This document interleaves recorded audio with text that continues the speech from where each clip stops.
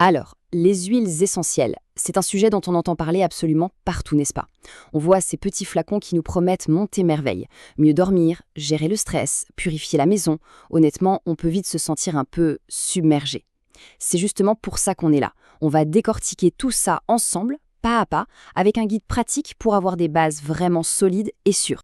Bon, voilà le programme de notre petite exploration. D'abord, on pose les bases. C'est quoi exactement une huile essentielle? Ensuite, on part à la découverte des 5 huiles vraiment incontournables pour bien commencer. Après ça, on verra comment les intégrer très concrètement dans notre quotidien. Et puis, point super important, la sécurité. On verra comment les utiliser sans prendre de risques. Et pour finir, le clou du spectacle, on va s'amuser à créer nos propres synergies.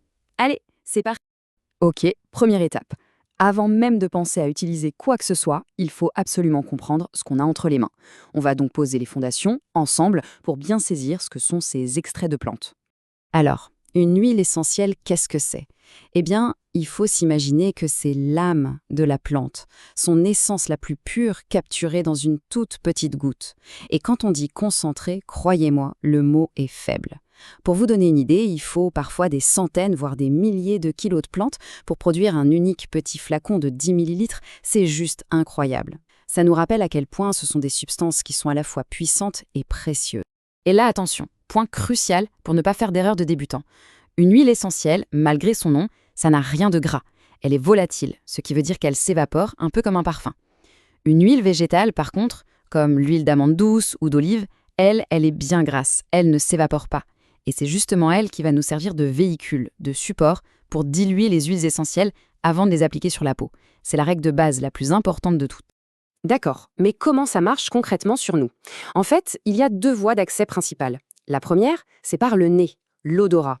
Quand on respire une huile, les molécules aromatiques filent directement vers une zone très ancienne de notre cerveau, le système limbique.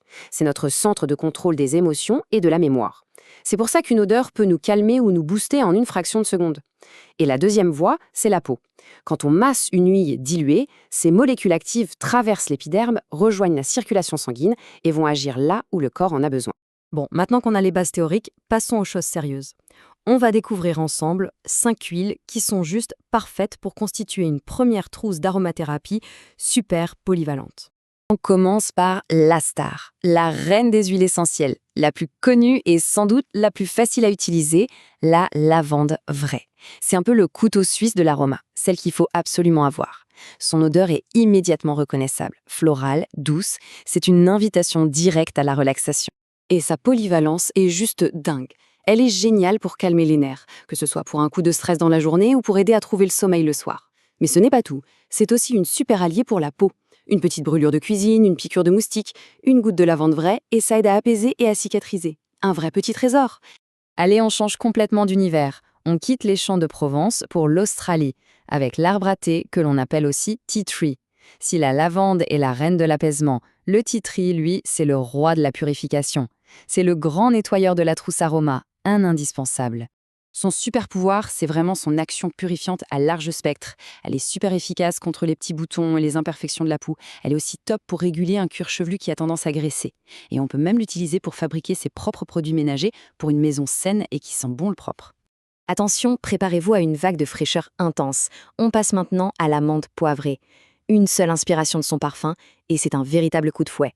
Cette sensation glaciale et vivifiante est due à cette très forte concentration en menthol.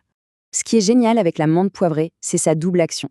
D'un côté, son effet glaçon est super pour soulager une tension, comme un mal de tête qui commence. On en met une goutte sur les tempes et ça anesthésie un peu la douleur. De l'autre, son odeur est un stimulant mental incroyable. Un coup de fatigue au bureau, on respire le flacon et ça réveille direct. Par contre, attention, c'est une huile très très puissante. On ne l'approche jamais des yeux. La prochaine, c'est simple. C'est comme avoir du soleil en bouteille. L'huile essentielle de citron, c'est toute la joie et la vivacité de l'agrume. C'est un booster de morale incroyable. On l'adore en diffusion. Dans une pièce, elle nettoie l'air, elle le purifie et elle amène une vague de bonne humeur et d'optimisme. C'est parfait pour bien commencer la journée. Mais, et c'est un mais capital, il y a une règle d'or avec le citron, comme avec la plupart des agrumes. Cette huile est photosensibilisante. Ça veut dire qu'il ne faut jamais, au grand jamais, en mettre sur sa peau avant de s'exposer au soleil. Sinon, c'est le risque de se retrouver avec des taches brunes permanentes. Voilà, on connaît maintenant nos 5 super huiles. La question c'est, qu'est-ce qu'on en fait au quotidien? On va voir comment les transformer en petits rituels bien-être, simples et efficaces. On va s'attaquer à un problème qui touche énormément de monde, le sommeil. Comment est-ce qu'on peut faire pour s'endormir plus facilement, avoir un sommeil plus réparateur, le tout de façon naturelle? Eh bien, les huiles essentielles sont des alliés fantastiques pour ça. Voici une petite routine du soir en 2 étapes qui peut vraiment faire la différence. D'abord, on prépare l'ambiance. Une petite heure avant d'aller au lit, on met dans un diffuseur un mélange relaxant. L'atmosphère de la chambre devient tout de suite plus zen. Et ensuite, au moment de se coucher, on se fait un petit massage de la plante des pieds avec de la lavande diluée. C'est un endroit génial pour l'application car la peau y est très réceptive. C'est comme envoyer un message détente immédiate à tout son corps. Allez, autre branle-bas du siècle, le stress. Comment est-ce qu'on peut utiliser les huiles pour s'offrir une bulle de calme là au milieu du chaos d'une journée de travail? Pour gérer les pics de stress, il y a 2 techniques super. Pour une action coupe-circuit instantanée, rien ne vaut la respiration. On met une goutte de lavande au creux des mains, on frotte, on fait une petite coupe autour du nez et on respire calmement, profondément. En 1 minute, ça recentre. Et pour une solution à emporter partout, le roll-on, c'est le top. On l'applique sur les poignets, sur le plexus solaire et les arômes apaisants agissent discrètement dès que le besoin se fait sentir. On arrive maintenant à la partie la plus importante de notre discussion. Les huiles essentielles sont puissantes, il faut donc les utiliser intelligemment et en toute sécurité. C'est non négociable. Ce chiffre, il faut le garder en tête, 5%. C'est la dilution maximale qu'on recommande pour un adulte quand on applique un mélange sur une grande partie du corps, par exemple pour un massage du dos ou des jambes. Pour que ce soit plus concret, ça veut dire environ 15 gouttes d'huile essentielle pour une cuillère à soupe d'huile végétale. Aller au-delà n'apporte pas plus de bénéfices, mais ça augmente le risque de faire réagir la peau.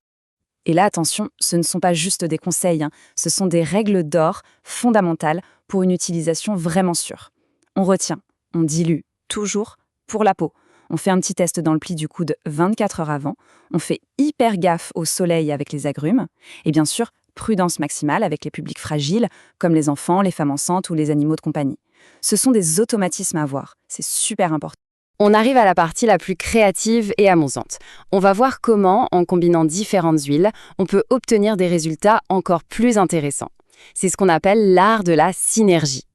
Pour se lancer, voici quelques petites pistes. Pour un roll-on détente maximale, on peut marier la lavande avec la douceur de la camomille. Pour un coup de fouet intellectuel, le trio citron, menthe, basilic en diffusion, c'est imbattable.